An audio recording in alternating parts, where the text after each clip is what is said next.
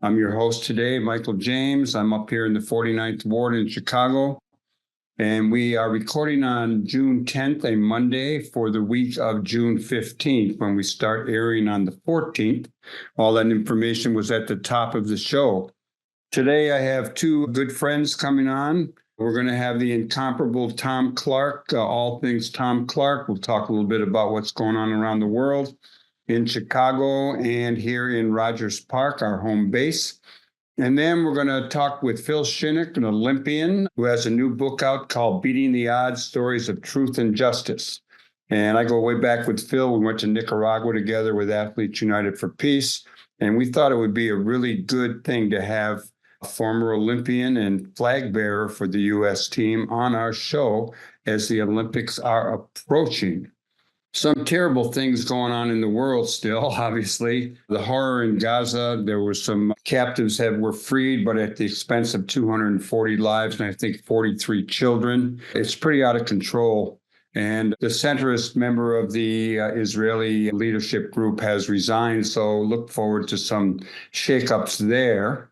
And another bad thing, I think, was the election in Europe for the European Parliament of the European Union. The right-wing parties got a lot more votes than we would like to see. It probably was expected. France is calling for new elections, but I think the center basically will hold for another 5 years with the election results. We'll know more in the days to come.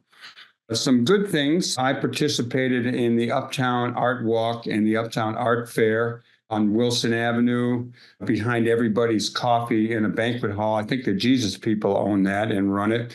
Very nice place, great people with their artwork out there, and lots of interesting people coming through. And then on Sunday, I spent a number of hours out on my front porch gallery. And then I went off to a rally that was held outside at the Hideout for IATSE, the International Alliance of Theatrical Stage Employees. And those of you who listen regularly know that we had some people on recently talking about that. And Peter Kuttner, a regular contributor to Live from the Heartland, put it together. It was basically a number of people from SAG and other unions talking in support of IATSE and the potential strike that they are looking at. Also, some good things here in this country. There's some polls shifting a little bit more in Biden's direction. We have a new president, Claudia Sheinbaum, the first female president in Mexico. And in India, Modi, who is not our favorite candidate over there, he did not win by the margins he had predicted, and forcing him to have a coalition with other parties. Also in Portugal, I read today that the first wild European or woodland bison in 10,000 years are being returned to rewild part of Portugal. And this is something that's going on around Europe, where these animals are being brought back, hopefully to bring back the woodlands. Okay, I think we'll leave it at that. We'll take a short musical break. The song will be picked by our engineer, Hal James, and we'll be back with our first guest today. This is one of my favorite times of the month when I get to bring on Thom Clark for his monthly observation of what's going on local to global.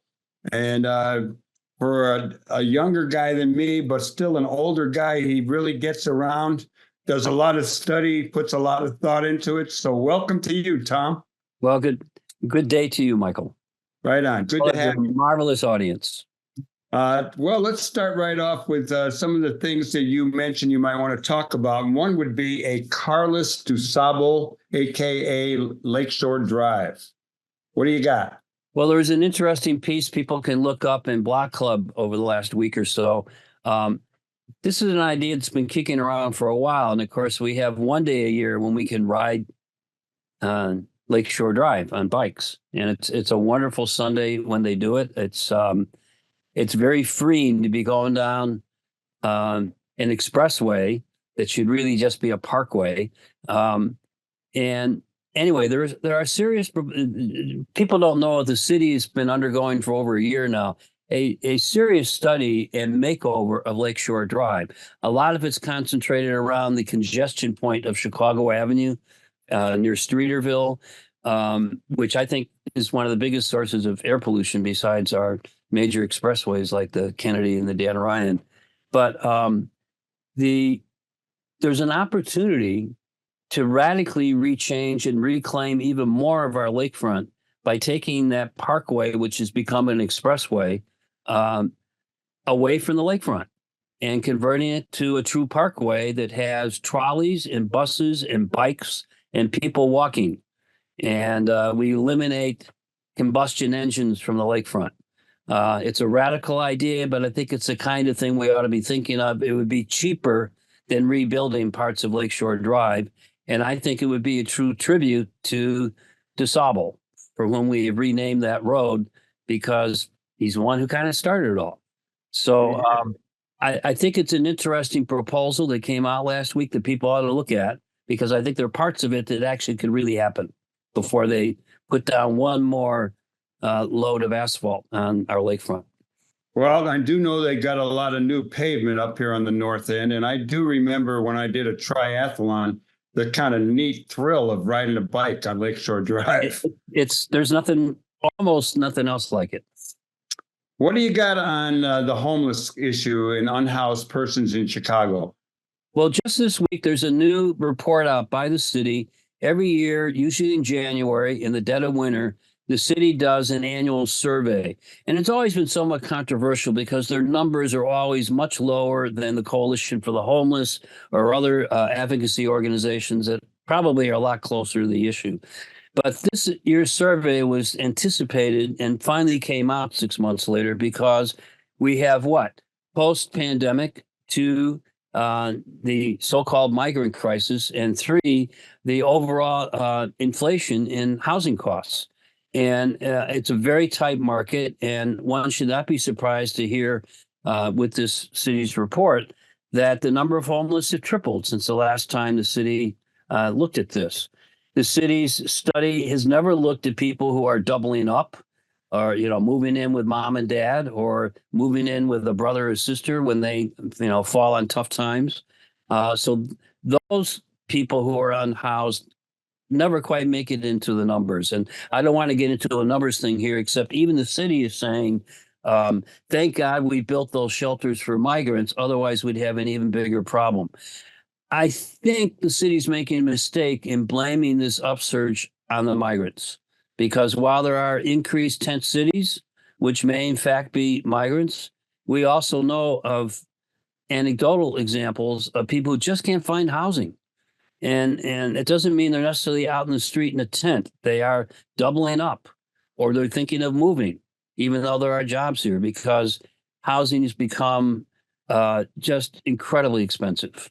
So I think the study is worth looking at. It was a classic weekend city press release because there's no reaction for the Coalition for the Homeless or other advocacy groups. And I'll wait to see what they have to say in the coming days and weeks about this latest effort by the city to catalog how big the problem is. We have a big election coming up in November. We also have an election coming up for an elected school board here in Chicago. We've been talking about an elected school board for a long time. It's true around the rest of the state, I think. And there are plans now to do it, and we're in the process. It won't be totally elected. The mayor gets to appoint some of it. But what's your take on it? Well, given that we're in a blue state and a lot of people think, oh, I don't have to bother working and voting for one of these old guys. It's, Illinois. I hear that from some family members, and I tell them, oh, no, we got to. I say, no, there's a more important election. If you don't think the presidential election, which may determine the future of our democracy, is important, then let me tell you, there's a chance to actually affect local school policy by making sure we get the right candidates in this first round of elections.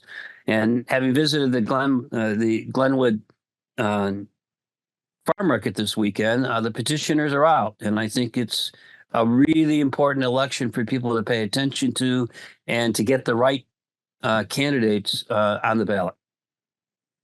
Well, we'll see how it goes. I know we had an endorsement session in Network 49, so we have a candidate. And I did see one of our members coming back from the farmers market with a hold. She didn't have any room for me to sign the petition. So she had collected a lot of petitions. Thank you, Chris Johnson. Chris was working hard. Yep. No one could get by her without signing a petition.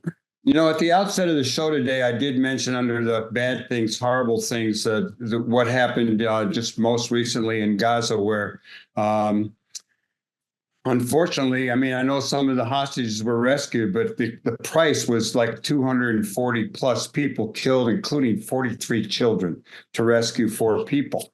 And hopefully things will change there. But we had some activity here, and it seems to have abated a little bit. Talk a little bit about the campus demonstrations around Gaza. Well, I found myself doing a bit of deja vu because many of those campus demonstrations about the current war in Gaza took place in the same weekend as the anniversary of Kent State and the campus upheavals in the Vietnam era. So it was interesting to see how this whole thing developed. And not surprisingly, when summer break actually began, most of those campus demonstrations dissipated. But I do think it's interesting. We still see people walking out of graduation ceremonies and other students who protested being denied graduation. So this is not an issue that's gone away. I do think the current generation has learned maybe a little bit more about nonviolent civil disobedience and some of the consequences of taking that kind of action. I do think we'll have some more experience with it this summer in Chicago when a certain convention comes to town, and we'll see how that all develops. But I think, bottom line, war doesn't solve anything. In my experience, in my lifetime, I have not seen a single skirmish, police action, or outright war achieve its intended purpose. It's achieved at the negotiating table, which the current Israeli government leaders seem to be unwilling to do. So we have 2 people who need to be talking to each other who instead are bombing each other. And until they can figure out a way to sit down at the table together, I'm afraid we'll have a continuing human tragedy in the Middle East. A totally disproportionate response. I appreciate the angst over the October 7th incursion, but just about everything since has not solved the problem. It's complicated it more. And go ahead. I just said, I think that, Israel keeps kind of shooting themselves in the foot. I mean, initial support around when the attack came down, but since then, whether it be the UN, the World Court, European countries, everybody has really been very critical of Israel and Israel's response. And Gant just resigned from the government. So that's going to mean in the next few days, we're going to hear more about where that goes. Yeah, it's going to be hot headlines for a while, I'm afraid. Well, one of the things that keeps coming up all the time with around the demonstrations around Gaza and around support for Palestinian statehood and the Palestinian people is people being labeled anti-Semitic. And there are certainly some people who are anti-Semitic and do things and call for things that are unwarranted or certainly not something we're for. But on the other hand, it's possible to be really critical of Israel and not be anti-Semitic. I've had tough conversations about this, and I've kind of resigned myself to having to do a lot of makeup calls when this is all over with, because there's a lot of ill will that's been spilled, and there's a real mental roadblock in my experience in being able to distinguish between the actions of a secular government and the desires of both the Israeli as well as Palestinian people in that region. I mean, we're talking about thousands of years of conflict over a little slice of land. Gaza itself is about the same size as Chicago in terms of population and square miles. So just think of what it would be like if we had constant bombing overhead as we move from one neighborhood to the next, trying to avoid the latest incursion. That's what's going on in Gaza right now. We're talking about 1 million people, or a third of Chicago's population, having moved to 2 or 3 different places just in the last 6 months. So it's a terrible situation. Until people start talking with each other, I don't see a resolution.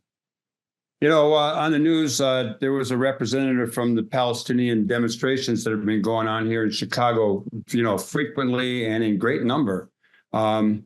and talking about the Democratic Convention. And you previously mentioned the Democratic Convention. And, you and I are veterans of two earlier Democratic conventions here in Chicago. One of which, in their first one in '68, I was photographed trying to tip over a paddy wagon, which led to the 33 interviews that I did during the next one. And all of a sudden, I'm getting these calls. I did an interview with USA Today, and I got a call from National Public Radio, and have one coming up there. So I don't know. I'm developing my chops on what to say around it, and I'm not quite in the same place I was in 1968. What do you think about the Democratic Convention, and what would you like to see, and what do you expect to see? Well, I don't know who's advising the mayor, but I think there's a whole different tack, and it's not too late to consider this. I think the city of Chicago should declare that the Democratic Convention is also going to be a celebration of the First Amendment, and we ought to be staging First Amendment parades downtown, around McCormick Place, and around the United Center with speakers, stages, and complete sound systems, and let people announce what their issues are and engage with the public to the extent they can, because that's what demonstrators have been looking for. I think the mayor should be welcoming the world to come to Chicago and demonstrate how much we support a democratic way of doing things in support of the First Amendment. We may not like all the ideas expressed, but we're going to give you an opportunity to do that. This idea of making sure the police are trained well enough in order to encounter whatever. I mean, we haven't seen the likes of Abby Hoffman or Jerry Rubin show up to try to organize people. Not that they were particularly good organizers. It was more the Don Roses and the Marilyn Katzes that I think actually organized what happened in Chicago back in '68. And I know what we did in '96 in order to tell a different story about Chicago, which was to move beyond the convention center and the politicians and get real live community sources in front of the many reporters who were coming. I don't know that there's that kind of an effort happening yet today, but I do think there's an opportunity to show off the good parts of Chicago, as well as to demonstrate freely about stuff that needs to be fixed. And so I think the city should be taking a different tack than they have, and they should be letting permits. They should be passing them out. Because I think that's what we ought to be celebrating, in a contrast to what will be going on 90 minutes away in Milwaukee a month before then. I mean, consider it. The grand old party is going to nominate a convicted felon. He's no Eugene Debs. And we do have history of someone running for president from jail. Yeah, we do. It's a different dynamic than the current one that we're facing. So I think there's another whole way that we could be staging this convention, and we'll see if the city comes around to that point of view. I love that idea of celebrating the First Amendment and the right to free speech and having parades. I don't know. I haven't kept up with the negotiations, but I know they were trying to have the demonstration stages many blocks and even miles from the United Center and where things are going to be going on. So it should be right next to the United Center. Take over the Malcolm X College parking lot and fill it up with the people. Well, maybe I don't know if our wonderful Alderwoman Maria Haddon is going to be listening or viewing this show, but I think maybe you or I could catch her ear. And there you go. Too. So let's see.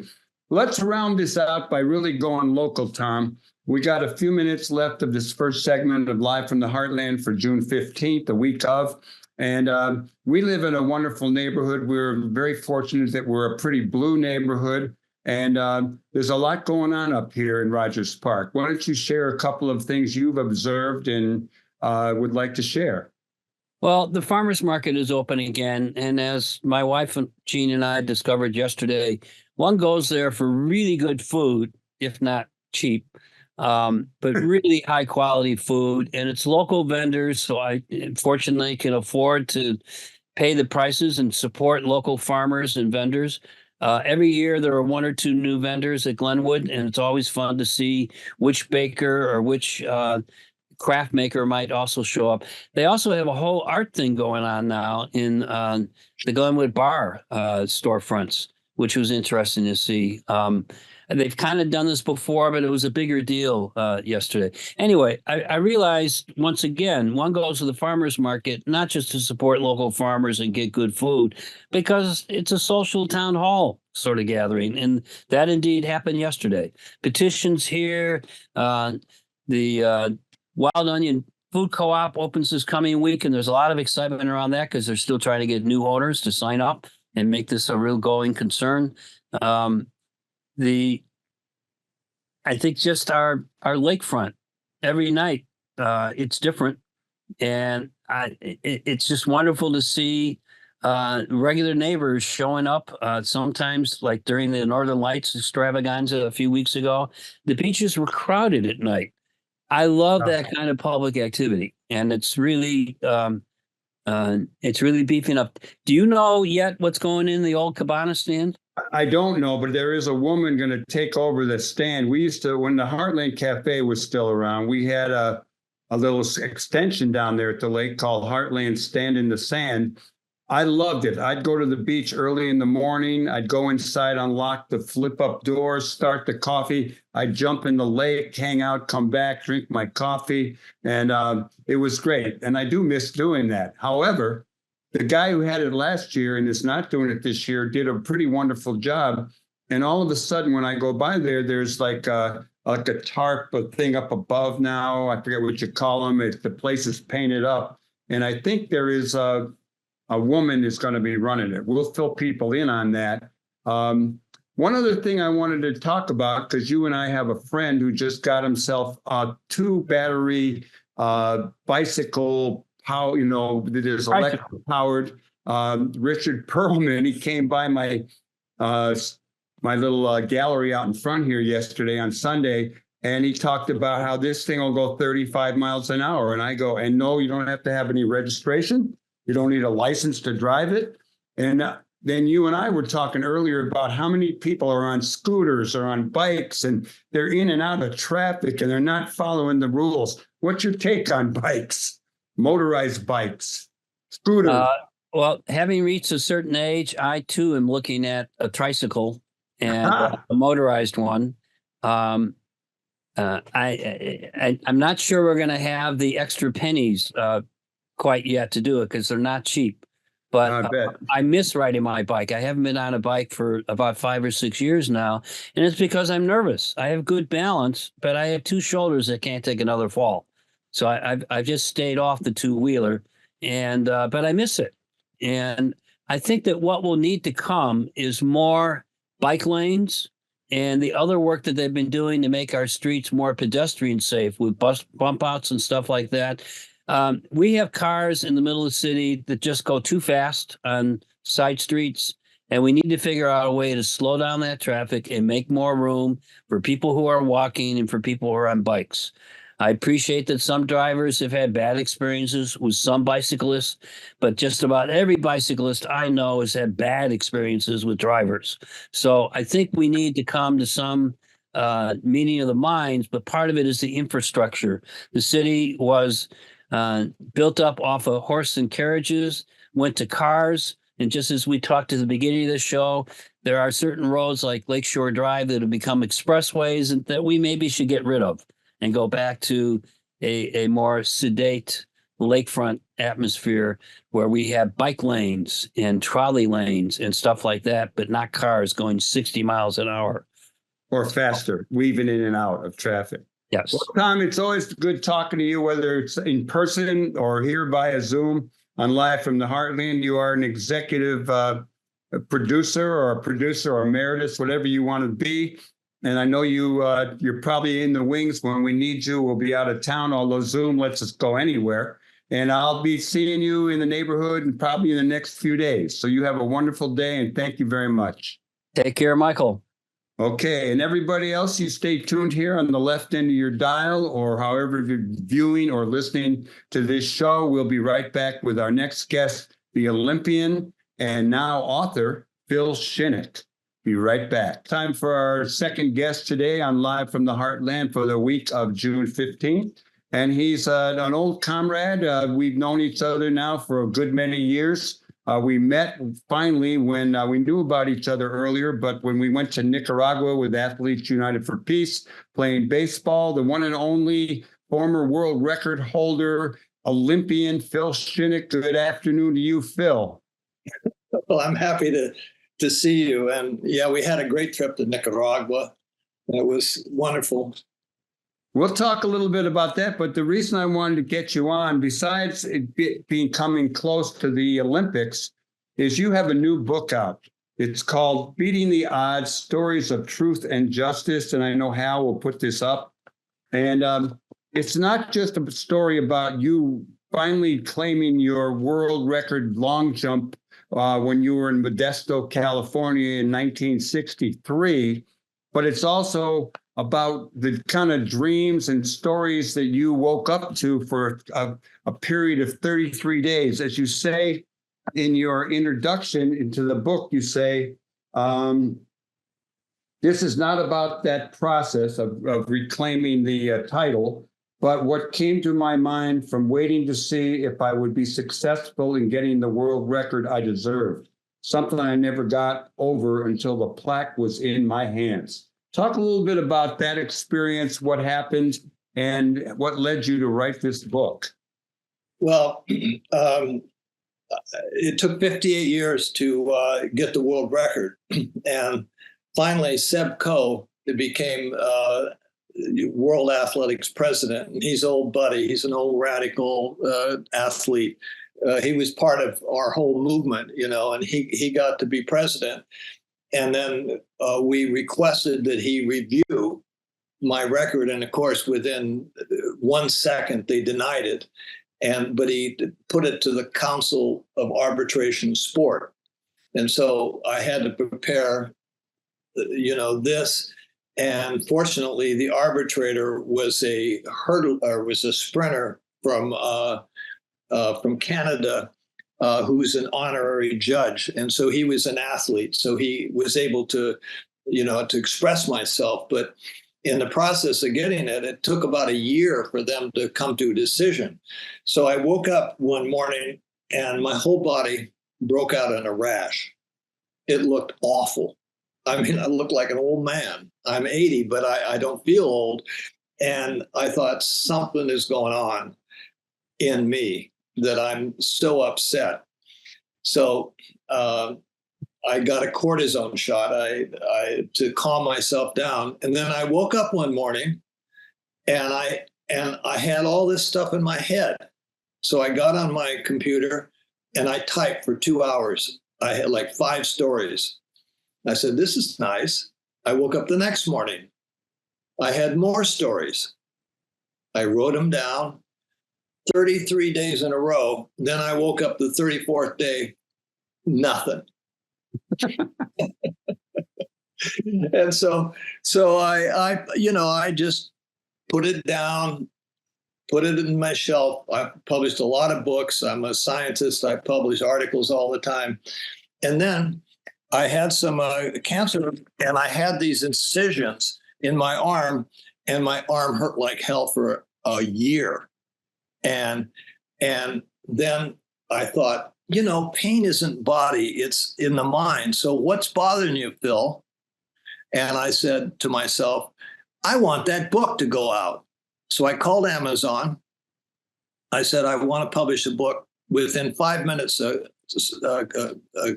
company calls me and said, you got a manuscript? And I said, yeah. I sent it to them. They sent it back within 4 hours, and I edited it, and the whole thing was published in 10 days. And my arm stopped hurting. So I got to take some lessons from that, because I'm, Katie Hogan, who's sometimes on this show, we were partners in the Heartland Cafe together, and we are long ways into writing a book, but it's been a couple of years. You did it in a short period of time. That's you're something else. You're an Olympian. Yeah. Well, the interesting thing is, I don't think I wrote the book so much as I'm more of a transcriber to my mind. My mind did the whole thing during the sleep. And then I'd wake up and it was in my head. So I just sat down and I scrolled, in my memory, and my fingers went as fast as I could. So that's why I published the book. So I would feel better. Tell our listeners and viewers a little bit about the record that you set, what the controversy was, and why for 50 some odd years or more you really were fighting. I know you used to talk about it all the time, and then all of a sudden, boom, the record finally was yours, as it was you deserved. Well, I think that all my friends were tired of hearing about it because we were. Yeah. Well, in 1963, you didn't compete as a freshman. So my sophomore year, that means that I really hadn't had a track meet in almost 2 years. And so the first track meet was against Mel Renfro, the great. He was second in the NC2A in the long jump. I competed in Oregon. It was in the rain, against the wind, and I jumped over 25 feet. And I don't think he got over 22 feet. The next weekend, I jumped 25.7 in a crosswind and a cold night, and everyone else was jumping 23 feet. And then I went to the conference championships, which was my big desire to win the conference, USC, UCLA. And so I went to the Berkeley Stadium, and I got up very early, like at 6 o'clock with Brian Sternberg, and I competed, and I put a little piece of paper at 26 feet, and I jumped over 26 feet, and I fouled, and then I jumped over 26 feet, and I was so excited that I had gone that far, and I'm jumping around, and then the official put up a red flag and said that I had a foul jump, and I put my spikes on the board. I said, it's not I did not foul, and he says, no, you didn't foul, but you didn't have your balance. Now, I don't know what that means. I got out of the pit properly, but he negated the jump. So my coach says, listen, no one is jumping over 23 feet. So go down the left side of the runway. We're going to put a mark, 1.5 feet behind the board, and just jump easy. So I did, and I hit the pit, and it was hard pan. No one had raked it. It was like cement. And when my heels hit, I was on my back, and I skid on my back 21 feet, 5.5 inches, and I missed the final by 1/2 inch. I'm out of competition. So I sit and sulk the whole time. I high jumped. And then at 5 o'clock, somebody, and also I was spooked because at Gonzaga Prep, they always show the free speech movement, where the demonstrations in the stadium, and I got spooked in the stadium. It upset me. So they said, Phil, come to Modesto. Ralph Boston is there. We know what happened here. And so I did, and Brian Sternberg and I rode down to Modesto. We got there about 7 o'clock, and I hadn't eaten all day. My ankles were taped. I still had sand in my crotch from long jumping. And so I got a hamburger and a milkshake at 7 o'clock. I walked on the field at 7:10. They put me right next to Ralph Boston, the world record holder, American record holder. And I warmed up, and the first jump, I jumped easy and fouled at 26:10. And so I went to Brian Sternberg and I said, Brian, I'm going to break the world record. And can you break the world record in a pole vault? And so we shook hands. And so he tested the wind. And so the next jump, I jumped 27.5. My right foot was 27.10. It was a new world record. And so the reporters wanted me to, who's Phil Shinnick? So I went up in the stands and with my spikes on. So I took another jump, but my shoe split as I took off, so I couldn't jump anymore. And then Brian broke the world record. But at that time, they had a rule that said that there had to be a wind reading. And before that, if there was no wind, there was no wind gauge, because why would you need a wind gauge when? So it ended up that because even though there was a correct wind reading for a 220 hurdle going on at the same time, they didn't record any recording for me, because you have to have 2 wind gauges, and they only had 1 at the time.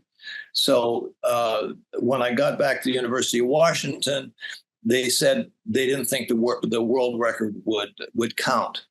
So now Ralph Boston, I beat Ralph Boston. He jumped 27, 2.5.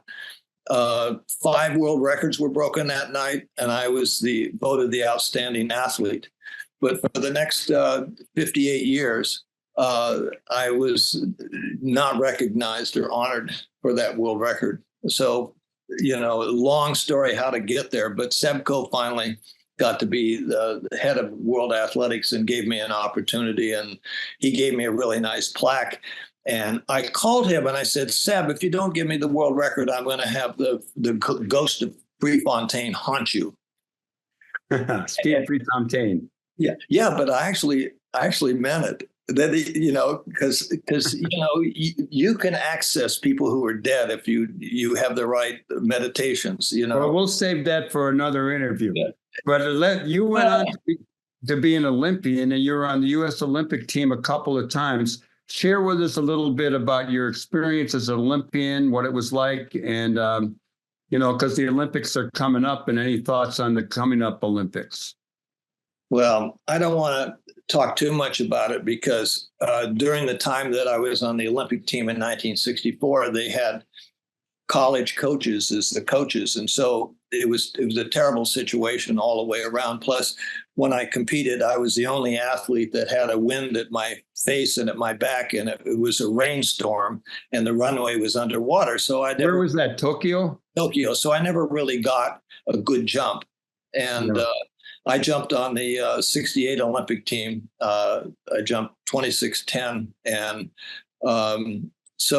but there's a lot of other competitions besides the Olympic Games. I was captain of the Pan Conference Championships in Tokyo as well. But it's it's a great thing to make the Olympic team. If you make the United States Olympic team in track and field, you got a good chance for a medal. You could make the Olympic team in any country in the world. The United States is very difficult to make the team. Well, I've been watching the NC2As on TV. They were on a lot for the last 3 days. And I know that the Olympic trials are coming up, also up there at Haywood Field, the new Haywood Field. I was there once in 93, I think, or 97 maybe. But it's real different looking now. You went on to start Athletes United for Peace. And back in my Rising Up Angry days, I remember hearing about Athletes United for Peace and some stuff you were doing there on the East Coast.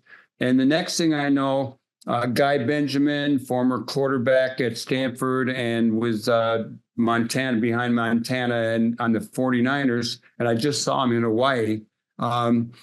He invited us to go to Nicaragua on a baseball friendship tour. And you and I met in an airport, probably in Mexico City. And then we took that one plane. It was a former Greek plane. We flew to Nicaragua, and we played on a coffee cooperative, played baseball in a pasture where they cleared the bull out. We played later at a prison up in near Esteli. And it was pretty wonderful.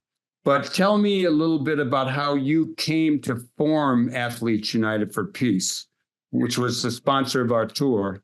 Well, I was very big in trying to get China in the Olympics back a long, long time ago. And also I competed in Russia. So I have a great love for the Chinese and Russian people. And so I really feel the war in Vietnam and the different warmongering around the world, that there had to be a movement for peace. So I recruited world record holders, Olympians from all nations, amateur athletes, part-time athletes, to unite for peace. And we did a lot. I took delegations to Russia. We published things in the New York Times. We've been very active, and right now Barbara Horn is in charge of Athletes United for Peace, and she's very active with Black women, and she's a delegate from from Athletes United for Peace at the UN. She chairs a lot of major conferences, so it's still very, very active. And so it's the people that I met, like you and Dave Magacy and Elena Peshtikova, people from all over the world, and we're still together, working on peace issues. I'm actually leaving on Wednesday to go to El Paso for basketball in the barrio, which is connected to Athletes United for Peace. And I'm taking my granddaughter, Ida Rocket, again. She went last year. And when my other kids, some of my kids earlier, we used to go. It's a wonderful event. And the more athletes for peace, the better, because there are some not so hot athletes out there in terms of their politics. And one would be the kicker for the Kansas City pro football team. Well, let me ask you another question as we're moving along here. For those of you who may have just tuned in, I'm here with Phil Shinnick, a former Olympian, a world record holder in long jump, and the founder of Athletes United for Peace. And I was, in looking through your book, which I just got, it raised questions for me about the training you did, because you talk about, in one segment, you talk about bales of hay, throwing bales of hay, day after day, working on a farm. And you also talk about when you went to Europe as a younger fellow and you hiked for many miles and walked. What's your training like? What was it like then? What's it like now after many injuries, et cetera? I know you had a boat accident, and there you are 80 and I'm 82. I know that it doesn't come easy anymore. What do you got? Well, you're right. I hitchhiked through Europe for almost 3 months and walked the whole time when we weren't hitching, with a big backpack. I worked on a 100,000 acre, 20,000 acre cattle ranch where we would buck bales, and I'd put up 2,000 to 4,000 bales a day. They're 50 pounds, and I'd have to lift them up onto a trailer, then lift them onto a haystack. So I was picking up 10,000 50-pound bales of hay for all summer. So I built myself up through that. But yes, I've had some accidents. I want to talk a little bit about that. But what I realized is that I overtrained when I was young. And so a lot of my injuries were from overtraining. And people don't realize that rest is very important. We get very compulsive. So I developed a thing. There's 3 things in sports. There's endurance, there's speed, and there's power. So I have 3 days. I would run the hills, for endurance. Then I'd go to the track and I'd run world-class, very, very fast. Then I would go lift weights, but I wouldn't lift a lot of weights. I would lift heavy weights, but not many of them. And then I would take a day off. And then that routine of those 3 things, I would rotate according to my mood and to the weather and the time of the year. So my training always changed. And before it was, the same thing, the same workout. So that was big. And you're right. I was outside of Santo Domingo and down in the Caribbean, and I was on a launch boat, and the heavy sea, and I got thrown up in the air, and then the boat hit me in the back and broke my back really bad. Cracked. Yeah, that was just a few years ago. Yeah, that was 10 years ago. So I was in bad shape, but and then so I've had a bunch of injuries. But the thing is that if you're a great athlete and you're a serious athlete, you're going to get hurt. And I think the thing is that when people get hurt, sometimes they think that's the end of my career. But when you're hurt, to me, besides an accident, if you're hurt with sports, it means that you're out of balance. You did something wrong. So I always saw injuries in athletics as good information to correct it. And I really worked on my life. I've really worked on my injuries. And even now I work at least an hour to 2 hours a day with breathing and relaxation, rehabilitation. But a lot of people don't spend, they see that as not training, but it really is training. So you have to respect your injuries, and you have to pay attention to them and not see it as the end of the world. I've had probably 30 major injuries, broken both feet, broken both hands, have 5 brain concussions, I've a broken back. I had advanced arthritis of the hip, which but yoga, stretching, and calming your mind are the most important things.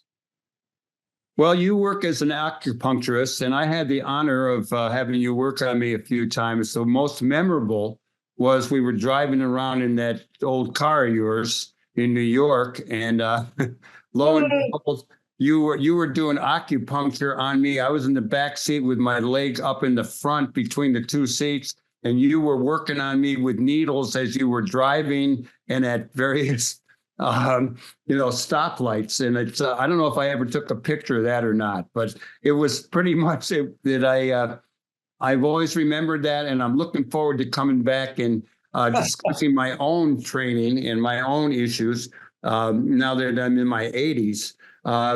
Talk a little bit about acupuncture. We got about 2 minutes left, I think, here. The World Health Organization said that the number one treatment in the world right now is acupuncture. More people do acupuncture than any other thing. I do medical acupuncture. I was trained as a traditional doctor, but for athletes, I treat all diseases. There's nothing that you cannot treat with acupuncture. So, and I have a license in Chinese medicine. So it's a wonderful thing, particularly for athletes. There's a lot of resistance in the medical profession, but it's really, really quite wonderful. And I do acupuncture myself all the time.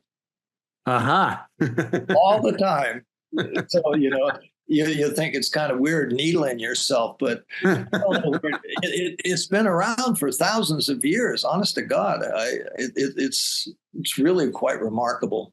So I've seen 50,000 people in acupuncture in the last 30 years. I never get tired of it. There's always something and people are very, I've had this morning already, I've had two neck injuries that I've fixed, and they walk away. They dance when they go away. It's very nice to do. Well, I'm going to come to New York soon. I'll look for you sticking some needles in me. Let me ask you, lastly, as I recall, your son went off to college and he was playing rugby. Is he still playing rugby? Well, he played. He runs distance. He runs distance, and he's a producer of films and an editor, and he's a musician. He plays in bands. I think your kids played in bands, don't they? Oh yeah, both of my kids, and one of them has a new record out called Lake J. It's not the same as Twin Peaks was, but it's not as loud and raucous and driving, but it's good. Yeah. And I love our kids. The kids are, as we get older, you think a lot about your kids, and you admire your kids, and you see things that you want to comment on, but you're smart enough not to.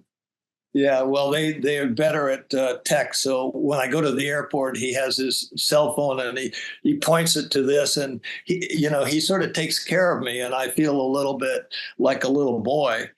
But because you're good with the tech, the Zoom and stuff like that, but it can be daunting for us. Yeah. Well, Phil, I want to thank you for coming on live from the Heartland. I enjoy your new book, and I'll be in touch with you real soon. Okay. All right. And everybody else out there, I want to thank you for tuning into Live from the Heartland. And I want to also mention that last week we had some interesting guests. We had Don Rose talking about the current political situation, and we had Marguerite Horberg from the Hot House talking about the work that they do and about a film festival they've got on. And there's a lot of stuff going on in the world. If you've been listening to this show and other shows, watching the news, they're not only good things that we should cherish and be happy with, but also a lot of things we have to confront and deal with. And if you're listening to this show, you're probably predisposed to go in that direction, and we're glad for it. So I want to thank Phil Shinnick. I want to thank Thom Clark. I want to thank our producers, Lynn Orman, Thom Clark, and Katie Hogan, and our engineer, Hal James. And once again, our intro music is Kev Mo. Our outro music is Chick Street Man. And all of you do good in the world, because the world needs all the good that you do, that Phil does, that Thom does, that Hal does, that I do, that Katie does, that Thom do. All of us together, we will make a difference. We will endure, and we will stop the onslaught of fascism.